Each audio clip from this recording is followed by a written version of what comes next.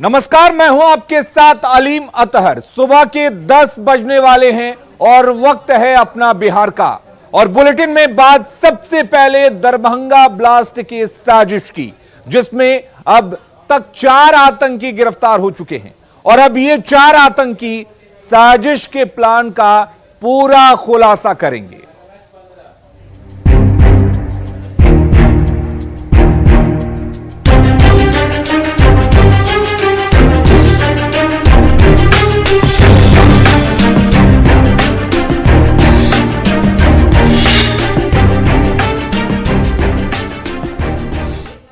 और इस वक्त दरभंगा ब्लास्ट से जुड़ी बड़ी खबर आपको बता दे। आतंकियों को आज रिमांड पर लेगी एनआईए। इमरान और नासिर को रिमांड पर एनआईए लेगी। कल एनआईए को मिली 9 जुलाई तक के लिए रिमांड और कैराना से गिरफ्तार आतंकियों की आज पेशी भी होगी। सलीम और कफील की पटना एनआईए कोर्ट में पेशी होगी। तो बड़ी खबर इस वक्त हम आपको बता रहे हैं जो दरभंगा ब्लास्ट से जुड़ी हुई है। एनआईए को 9 जुलाई तक के लिए रिमांड मिल चुकी है। कैराना से भी 2 आतंकियों को गिरफ्तार किया गया है और उन आतंकियों की आज पेशी है, यानी कि सलीम और कफील की आज पेशी होनी है। और रिमांड मिलने के बाद हैदराबाद से गिरफ्तार किए गए इमरान और नासिर से अब पूछताछ होगी और इस तरीके से पूरी की पूरी साजिश का खुलासा होगा।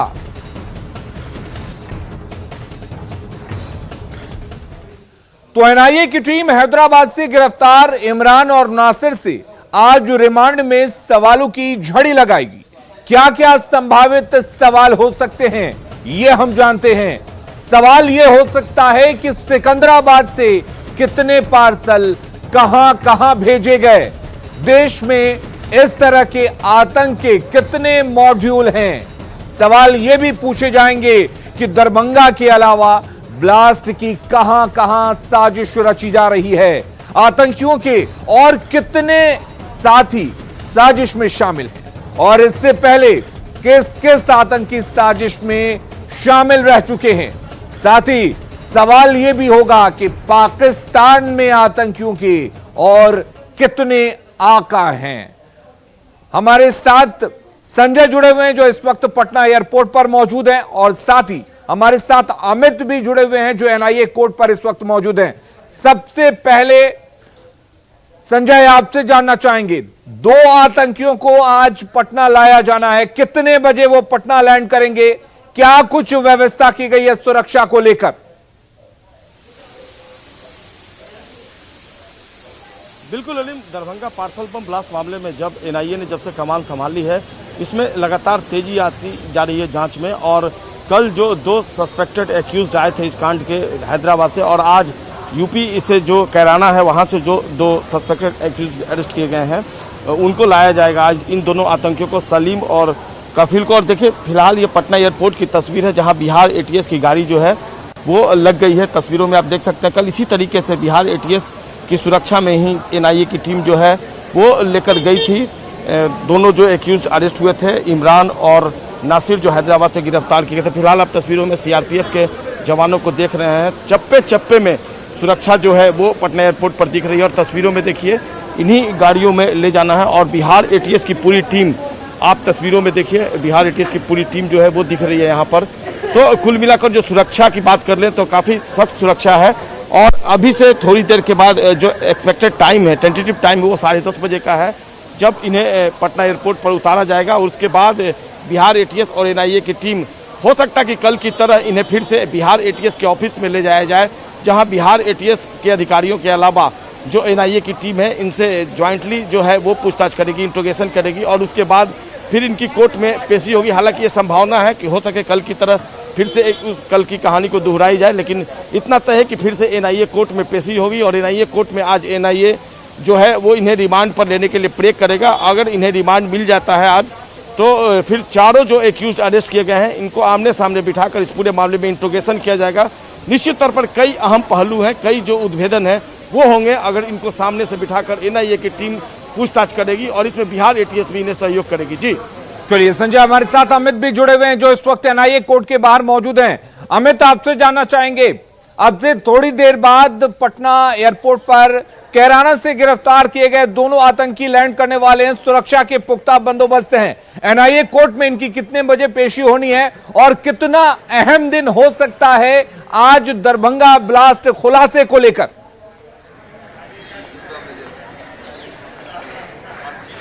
देखिए अलीम, आज दरभंगा ब्लास्ट खुलासे को लेकर के बेहद महत्वपूर्ण दिन है। सबसे बड़ी बात है कि जो सलीम इस पूरे ब्लास्ट का जो है मास्टरमाइंड है और इकबाल काना जो है पाकिस्तान में जो बैठा हुआ लश्कर का एजेंट है, हैंडलर है, उसने ही सलीम को हायर किया और फिर सलीम जो है उसने जो है वो नासिर को हायर किया। और जाहिर सी बात है कि ये चार लोग जो थे, चाहे इकबाल काना की बात कर ली जाए या फिर इमरान की बात कर ली जाए, नासिर की बात कर ली जाए, सलीम की बात कर ली जाए या फिर कफील की बात कर ली जाए, तो ये तमाम लोग जो है वो एक साथ मिलकर के सटीक रणनीति के तहत इन लोगों ने धमाके की साजिश रची, उसे अंजाम तक भी पहुंचाया। और कहीं ना कहीं अंजाम में भले ही विफल हो गए हों, लेकिन मंसूबा जो इनका था बड़ा था, नापाक मंसूबा ये पाल रखे थे। अभी थोड़ी देर में 10:30 बजे का वक्त है, इंडिगो की फ्लाइट से ये लैंड करेंगे पटना एयरपोर्ट पे और उसके बाद कड़ी सुरक्षा के बीच एटीएस मुख्यालय ने ले जाया जाएगा सलीम और कफील को, और वहां ले जाकर के जो एटीएस के जो डॉक्टर हैं वो इनका एंटीजन जांच करेगा। कोरोना जांच जो होता है वो एंटीजन जांच होगी और उसके बाद उन्हें यहाँ लेकर के कोर्ट में तकरीबन 1:30 से 2 बजे का वो वक्त होगा जब यहाँ पे उनकी पेशी होगी। और यहाँ देख सकते हैं कि जो सुरक्षा प्रहरी है पूरे तौर पे मुस्तैद है, चप्पे चप्पे पे पुलिसकर्मियों को तैनात किया गया है और ये कोशिश है कि कहीं भी कोई चूक ना हो। और इसी बात को ध्यान में रखते हुए यहाँ पे सुरक्षा जो है वो बेहद कड़ी कर दी गई है। एयरपोर्ट से लेकर के एटीएस मुख्यालय से लेकर के ये एनआईए कोर्ट, सभी जगहों पे जो है वो सुरक्षा व्यवस्था काफी कड़ी की हुई है। और जिस तरह से कल पूरी घटनाक्रम देखने को मिली जब नासिर और इमरान को लेकर के एनआईए के जो अधिकारी हैं वो पटना पहुंचे थे, तो जिस तरह उन्हें पहले एंटीजन उनका कराया गया, एनआईए के जो अधिकारी थे वो एटीएस मुख्यालय में ले जाकर के एटीएस के जो डॉक्टर हैं उनसे उनका एंटीजन करवाया और उसके बाद पेशी हुई। पेशी के बाद जब बेर जेल ले जाया गया तो वहां पे भी उनका एंटीजन हुआ। तो जाहिर सी बात है कि कोरोना के जो मापदंड है उसका भी यहाँ पे ख्याल रखा जा रहा है, साथ ही साथ सुरक्षा जो है वो मुकम्मल हो, पुख्ता हो, इस पर भी पूरे तौर पे जो है एनआईए के अधिकारी, एटीएस बिहार के जो अधिकारी हैं वो नजरें बनाए हुए हैं। एसटीएफ के जो जवान हैं वो भी मुस्तैद रहेंगे आज इस पूरे सुरक्षा प्रहरी के तौर पे। तो यहाँ पे देख सकते हैं कि फिलहाल जो एसडीआरएफ के जो जवान हैं, एआरबी के जो जवान हैं वो यहाँ पे जो है वो लगे हुए हैं, सुरक्षा में डटे हुए हैं। थोड़ी देर में जो है वो फ्लाइट लैंड करेगी। सलीम और कफील जो इस पूरे ब्लास्ट के जो है मास्टरमाइंड है वो पटना पहुंचेंगे। एनआईए के यूपी यूनिट के जो अधिकारी है वो लेकर के उन्हें आ रहे हैं और फिर पटना लाने के बाद उनकी पेशी जो है आज होगी। पेशी के दौरान चूंकि यूपीए एक्ट भी लगना है तो ऐसे में थोड़ी प्रक्रिया जिस तरह से कल डिले हुई थी, यूपीए एक्ट लगने को लेकर के कागजी कार्रवाई करना पड़ा था, तो वो कार्रवाई आज भी हूबहू देखने को मिलेगी और उम्मीद की जा रही है कि आज तकरीबन बिल्कुल अमित, तो फ्लाइट 10:30 बजे लैंड होगी और हमारे साथ संजय भी लगातार एयरपोर्ट से जुड़े हुए हैं। संजय, 10:30 बजे के आसपास फ्लाइट को लैंड होगी यहां पर पटना एयरपोर्ट पर, उसके बाद एटीएस मुख्यालय लेकर जाया जाएगा। इस बीच जो तमाम रास्ते हैं वहां पर सुरक्षा के क्या बंदोबस्त किए गए हैं, क्योंकि 2 आतंकी जो हैदराबाद से गिरफ्तार किए गए उनको बेउर जेल के एक सेल में रखा गया है। बिल्कुल, उन्हें बेउर जेल के गोलघर जो सेल है उसमें रखा गया है और कल की तरह ही आज भी सुरक्षा व्यवस्था की गई है पटना एयरपोर्ट से लेकर एटीएस कार्यालय तक। देखिए, दरअसल जो अरेस्ट किए गए हैं एक्यूज जो है सलीम, ये पूरी जो कॉन्स्पिरेसी है उसका मास्टरमाइंड बताया जा रहा है। और खासकर नासिर के बारे में जो एनआईए सोर्सेज है उन्होंने जानकारी दी है कि उसने पाकिस्तान में सीमा पार में जो 2012 में ये गया था और वहाँ पर इसने बाकायदा जो केमिकल बॉम्ब है उसको बनाने की ट्रेनिंग ली है। तो इससे अंदाज़ा लगाया सकता है कि कितने ये खतरनाक आतंकी हैं। तो इस लिहाज से भी सुरक्षा व्यवस्था पुख्ता की गई है और यहाँ से लेकर एटीएस कार्यालय और एटीएस कार्यालय से लेकर फिर जो एनआईए कोर्ट है वहाँ तक की सुरक्षा जो है वो पुख्ता की गई है। सीआरपीएफ के जो कंपनियां हैं उसको भी बुलाया गया है। आज पटना एयरपोर्ट पर सीआरपीएफ की कंपनी कल नहीं दिखी थी। इसके अलावा जो पटना पुलिस लाइन है वहाँ से स्पेशल फोर्सेस का डिप्लॉयमेंट पटना एयरपोर्ट पर किया गया है। इसके अलावा जो एनआईए कोर्ट है वहाँ भी डिप्लॉयमेंट किया गया है। सुरक्षा ऐसी की गई है कि कह सकते हैं कि पटना पुलिस भी अपनी तरफ से चौकसी बरत रही है, लगातार कोऑर्डिनेशन में है। पटना पुलिस हो या फिर बिहार एटीएस हो या फिर एनआईए हो, सीआरपीएफ हो, तमाम जो एजेंसियां हैं सुरक्षा के लिहाज से आपसी कोऑर्डिनेशन से काम कर रही हैं। और बिल्कुल पुख्ता सुरक्षा व्यवस्था कल भी देखने को मिली थी और आज भी कहूँ बेस तस्वीर ऐसे ही अगर सुरक्षा की बात कर लेते, चूंकि आज बेउर जेल से भी दोनों आतंकियों को निकालना है, लिहाजा बेउर जेल तक ये सुरक्षा आज बढ़ाई गई है। कल बेउर जेल में रात में ही कई बार मॉनिटरिंग की गई जेल के अधिकारियों द्वारा, चूंकि बेउर जेल में कई खतरनाक आतंकी बंद हैं। पटना बॉम्ब ब्लास्ट के भी जो आतंकी हैं वो बेउर जेल में ही बंद हैं। एनआईए जो नागालैंड के आतंकी हैं वो भी फिलहाल बेउर जेल में बंद हैं। कई जो कुख्यात नक्सली हैं वो बेउर जेल में बंद हैं। लिहाजा इन दोनों भाइयों को जब ले जाया गया तो इन्हें अलग अलग रखा गया था एंटीजन टेस्ट कराने के बाद, और सेल में इनको डाला गया, चूंकि ये खतरनाक आतंकी हैं और आतंकियों को पहले से भी सेल में रखा गया। आलिम जी, चलिए संजय, आप नजर बनाए रखिए, अमित भी हमारे साथ जुड़े हुए, अमित आप भी नजर बनाए रखिए। तो बिहार में अधिकारियों पर मनमानी का आरोप लग रहा है। सरकार के मंत्री मदन सैनी ने जब अधिकारियों पर मंत्रियों और विधायकों की बात नहीं सुनने का आरोप लगाया तो एनडीए के कई विधायक और एमएलसी उनके समर्थन में आ गए और अधिकारियों को अहंकारी तक बता दिया। इनमें ज्यादातर विधायक बीजेपी के हैं। अधिकारी जरूर हैं आज भी, जो विधायिका के लोगों की जो गरिमा है उसको अक्षुण्ण नहीं रखना चाहते हैं और उनकी बात को, सही बात को भी वो करने में उनको कहीं न कहीं अपना अहंकार आड़े आता है। मैं ऐसे अधिकारियों से निवेदन करूंगा कि आप इस एनडीए के शासन में सुधरें। थोड़ा रिस्पेक्ट मिलना चाहिए विधायकों को, नहीं रिस्पेक्ट मिलेगा तो आज किस तरह से विधायक, आज एक मंत्री नाराज हुए हैं, 2 विधायक नाराज हुए हैं, कल उसी तरह से संख्या बढ़ती जाएगी तो सरकार को भी परेशानी होगी। तो मदन सहनी जी किसी विषय को लेकर इस्तीफा की, मंत्री बनने के लिए तो लोग दिन रात दौड़ लगाते हैं, और किसी विषय को लेकर इस्तीफा की पेशकश किए हैं। और इस्तीफा की पेशकश का मतलब मुझे एट ए ग्लांस समझ में आता है कि आदमी में त्याग की भावना है। जब माननीय मंत्री इस बात को खुलेआम कह रहे हैं कि चपरासी भी उनकी बात नहीं सुनता है, तो आप समझ सकते हैं कि बिहार में हालात क्या है। यह पदाधिकारियों का राज है, यह कर्मचारियों का राज है और इस राज में बिल्कुल जो है तानाशाह हो गई है। अगली खबर का रुख करते हैं। मुंगेर के तारापुर अनुमंडल अस्पताल परिसर में नवजात बच्चों को बेहतर सुविधा उपलब्ध कराने को लेकर मैटरनल नेओनेट केयर यूनिट का निर्माण कार्य शुरू किया गया है, लेकिन इस केयर यूनिट के निर्माण कार्य में जमकर भ्रष्टाचार किया जा रहा है। निर्माण जिस बच्चों को बेहतर इलाज के लिए किया जा रहा है, उस यूनिट के भवन की नींव इतनी कमजोर है कि कभी भी कोई बड़ी दुर्घटना हो सकती है। इस यूनिट के निर्माण में जो नींव तैयार की जा रही है उसके नीचे बालू तक नहीं दिया गया है और पुराने ईंट को ही नींव में लगाया जा रहा है। इसको लेकर लोगों ने विरोध जताया है। वहीं इस बाबत जब अस्पताल के प्रभारी उपाधीक्षक से पूछा गया तो उन्होंने कहा कि मुझे इसके बारे में कोई जानकारी नहीं है। हमारा जो कार्य स्वास्थ्य विभाग द्वारा हो रहा है ये पूरी तरह से अनियमितता से भरा हुआ है। यहाँ पे मैंने आश्चर्य की बात है कि इस बिल्डिंग का जो बेस बन रहा है वो अभी नींव ढलाई का काम हो चुका है, उसके नीचे ईटा सोलिंग नहीं किया गया है, डायरेक्ट मिट्टी पे ढलाई का काम किया गया है। देखिए, इस पर मैं कल ही जिस समय ढलाई हो रहा था उसका, तो मैंने कहा कि ये पुराना ईटा इसमें क्यों डाल रहे हैं, तो वो कहा कि इसमें सिर्फ पीसीसी करने का है, इसमें छड़ है ना सीमेंट ईटा नहीं है। कोड दिखाया कोई, फिर हम वो कहे बात कराइए आपके अपने ठेकेदार से या इंजीनियर से, तो कहा आपको जिसको जो लिखना है इस पर RTI करेंगे, हम लगाएंगे। बोला जो करना है आप कीजिए, काम यही होगा। ये मैटरनल नियोनेटल केयर यूनिट का बिल्डिंग है, जैसा कि हमको पेपर के हिसाब से पता चला है। ये इसका जो एस्टीमेट है या जो क्या और जो पेपर है वो हम लोगों को कोई उपलब्ध नहीं कराया गया है इसका। और अगली खबर रोहतास जिले के विक्रमगंज अनुमंडल क्षेत्र से है, जहां गरीबों को मुफ्त में दिए जाने वाले अनाज को लेकर बंदरबाट मचा हुआ है।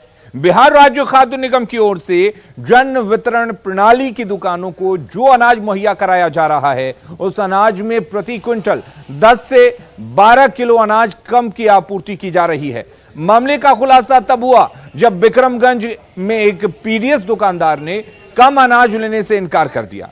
बाद में जब अधिकारियों की मौजूदगी में अनाज के बोरे का वजन किया गया तो बोरे में 5 से 6 किलो अनाज कम पाया गया। यह बात सिर्फ एक जगह की नहीं है बल्कि कई जगहों की है। पर हमको 50 किलो 600 ग्राम चाहिए। अभी कितना है, एक बोरा में कितना है? अभी की 4500 आ रहा है, 4400 आ रहा है, 4700 आ रहा है, 50 आ रहा है। अनाज का तोल विक्रमगंज के सहायक आपूर्ति पदाधिकारी राजेश कुमार की मौजूदगी में किया गया और एक ट्रक अनाज की तौल में करीब 4.5 क्विंटल अनाज कम पाया गया। राजेश कुमार ने कहा कि वो इसकी रिपोर्ट अपने सीनियर अधिकारियों को भेज रहे हैं। 48 केजी, किसी में 49 केजी, किसी में 50 केजी, किसी में 50 केजी 500 ग्राम, इसी तरह से सारे बोरे का वजन किया गया। अब इसका सारा रिपोर्ट हम बना के अपने बड़े पदाधिकारी को भेज रहे हैं कार्रवाई के लिए। और अब बात सैलाब के सितम की, जिससे जिंदगी परेशान है।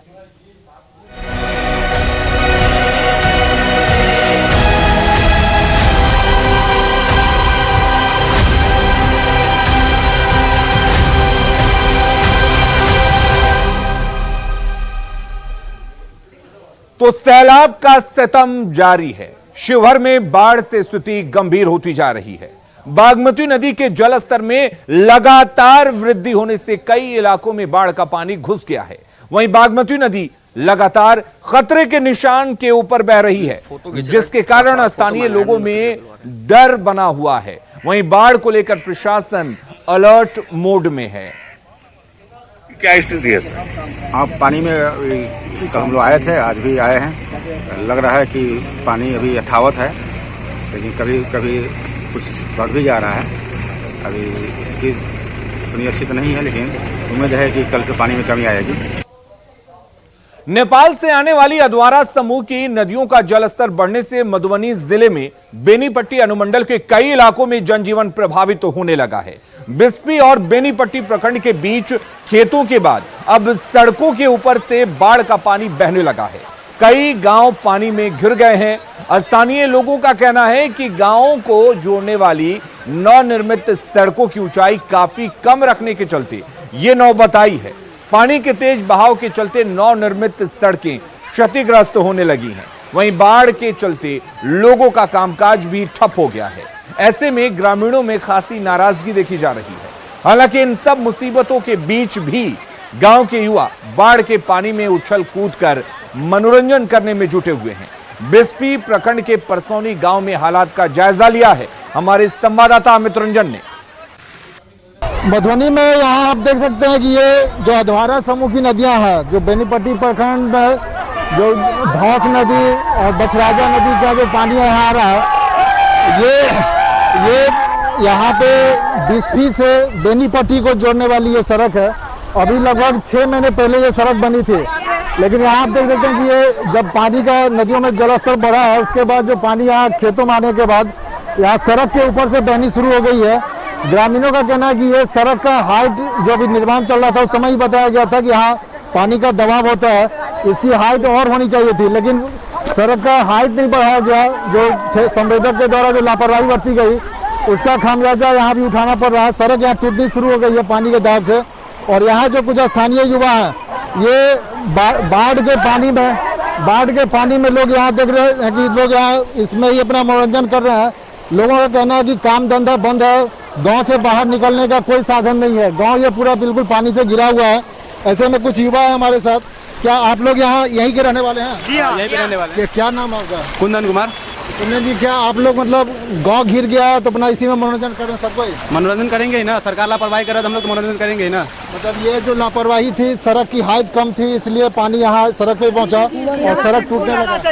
यही लापरवाही है। ये पुल रहना चाहिए था यहाँ पे पुला होना चाहिए था। क्या नाम है? अमित कुमार मंडल।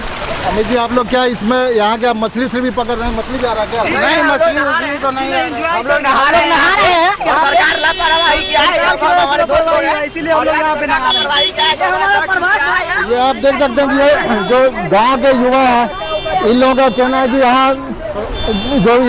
यहाँ पे जो सड़क पे पानी है, गांव बिल्कुल पानी से घिर गया हुआ है।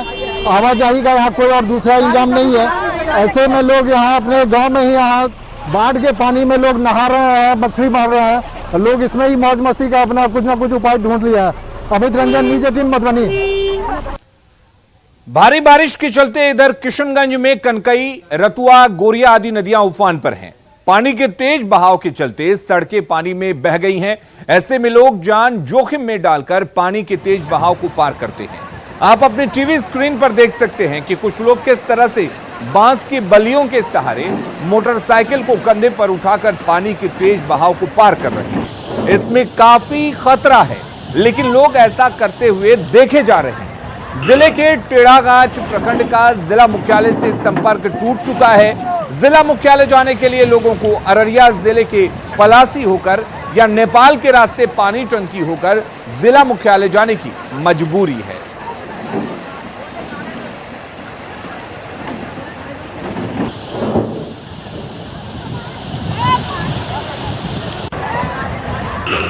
और वहीं बेतिया में भारी बारिश के बाद इलाके की नदियां उफान पर हैं। सिकरहना नदी के बढ़ते जल स्तर ने चनपटिया और सिकटा प्रखंड क्षेत्र में तबाही मचाना शुरू कर दिया है। आलम यह है कि चनपटिया के कई गांवों में पानी घुस गया है। वहीं मैनाटांड मुख्य पथ पर 2 से 3 फीट पानी का तेज बहाव होने की वजह से आवाजाही में काफी दिक्कत हो रही है। सबसे अधिक नुकसान चनपटिया के उत्तरी घोघा और बड़का टोला में हुआ है, जहां चारों तरफ से बाढ़ का पानी फैलने से गांव टापू में तब्दील हो गया है और कई लोग अपने घरों में कैद होकर रह गए हैं। घर से निकलने का कोई रास्ता नहीं बचा है, लिहाजा लोग पानी में लाठी के सहारे सुरक्षित स्थानों पर पलायन कर रहे हैं। गोपालपुर थाना के पास में 3 फीट रोडों पर पानी बह रहा है। ये 2 घंटा के बाद में रोड बंद हो जाएगा।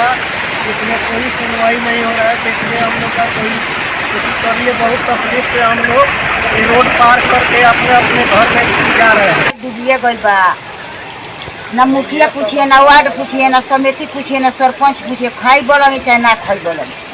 अब मुखिया सरकार के वोट देते हुए अखंड राशन भी भेजते हुए कोई मुखिया वार्ड समिति पा भर न देवेला। और वहीं बगहा में भारी बारिश से उफन रही नदियां हर तरफ परेशानी पैदा कर रही हैं। बगहा के चूड़ीहरवा गांव में रास्ते पर पानी बह रहा है। ऐसे में दूल्हे और बारात को पानी पार कराने के लिए चचरी पुल बनाना पड़ा।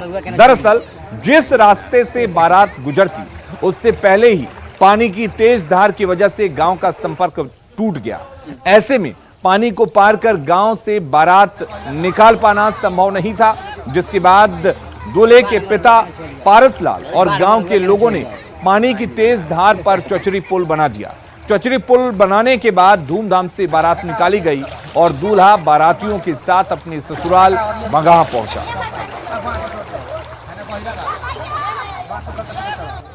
जी देखिए, रास्ता नहीं क्या तो अब मचान के पुलिया बना के या शादी कराया जाता नहीं दिने दिने के बाद भांगा गांव में जाए के बाद पानी से टूट गया है, तो हम लोग पुलिया बनाकर बांस कर हम लोग अपने भाई को शादी करने के लिए इसे हेला कर ले जा रहे हैं बाहर। कहाँ भांगा एगो पुल बन जाते परिया तो ठीक रहला। मान लीजिए सब चीज के परेशानी बा, दवा बीरो भइल चाहे कोनो भी सामान के भइल, आवे जाए में चाहे शादी ब्याह सब दुल्हन यही पार उतर से वो पार रास्ता हिले नहीं जा नहीं पावत। सीतामढ़ी में बागमती और अधवारा समूह की नदियां खतरे के निशान के ऊपर बह रही हैं, जिससे सुप्पी मेजरगंज प्रखंड के कई हिस्सों में बाढ़ के पानी की वजह से लोगों में डर देखा जा रहा है। वहीं नदी के पानी से कृषि योग्य जमीन का कटाव भी जारी है, जिससे किसान काफी परेशान हैं। बाढ़ आ चुका है और आने वाला है, इससे भी ज्यादा आता है।